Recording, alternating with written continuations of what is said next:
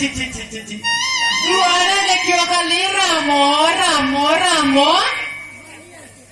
भारत नवा गुण तुंड छेंदी जायची वा गोवा ছি ছি ছি ছি ছি ছি ছি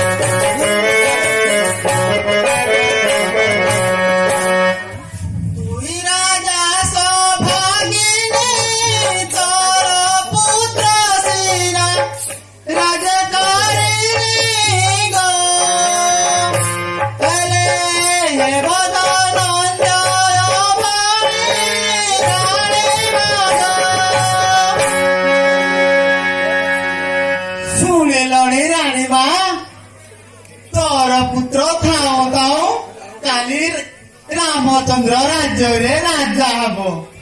ये कथा शुणिला बेलु मत अन्न पानी रुचु ना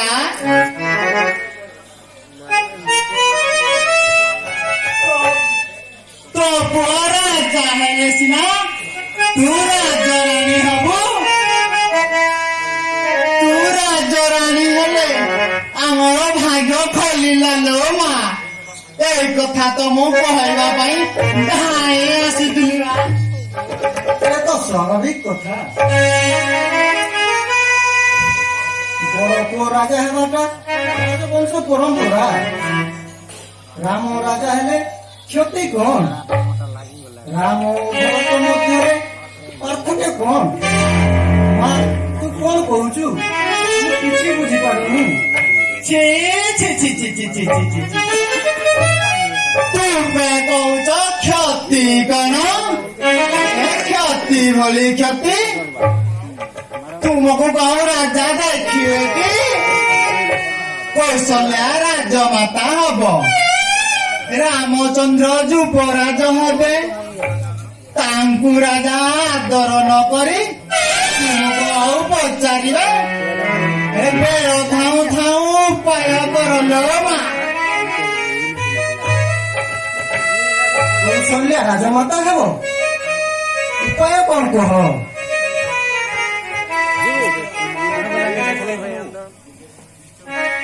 निश्चय उपाय अच्छी भल अच्छी पुआ राजा हब राजमाता हब तुम दी बापू पचार किए जे करड़ी गण्य हब नाई बेल थाऊ थाऊ उपाय करलो मा নহলে পছরে পস্তা উঠিব যে ପଛ ବୁଝିବ ମନ୍ଥରା ଭଲ କହୁଥିଲା ନା ମନ୍ଦ କହୁଥିଲା ଆଚ୍ଛା କହିଲୁ ମାରିଦେଲୁ ଏପଟୁ ଯା କହୁଛି ଶୁଣ ରାଣୀ ମା